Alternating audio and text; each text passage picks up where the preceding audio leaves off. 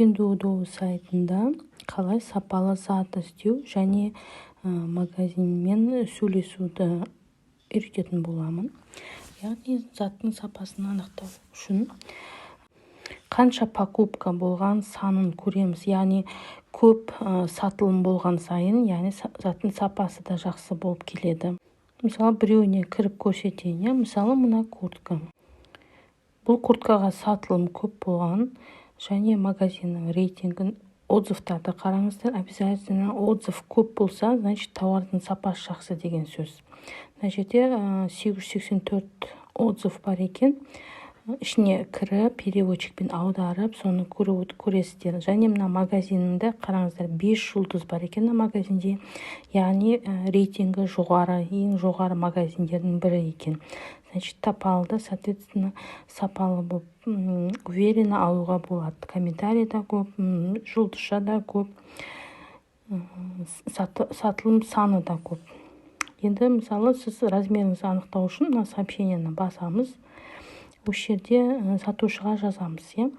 Ол үшін переводчикті пайдаланып, любой переводчикті пайдаланасыздар да, с русского на китайский деп өзгертіп алып, осы жерге жазасыздар.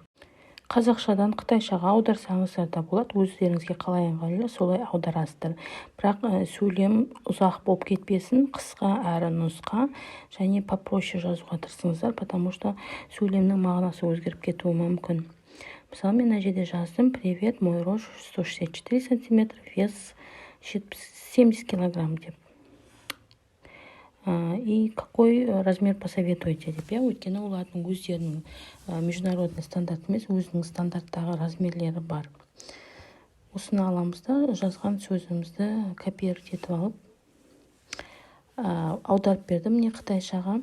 Сол қытайша тұрған жазуды копировать етіп, мына жерге вставить етеміз. Олар обычно тез жауап береді.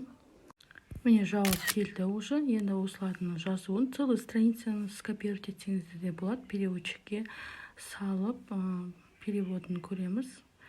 Негізі 4XL деген жазып отыр. Яғни 70 килограмм 164 ростқа 4XL-дерін советовать етіп тұр. На самом деле біздің размермен 4XL болмайды.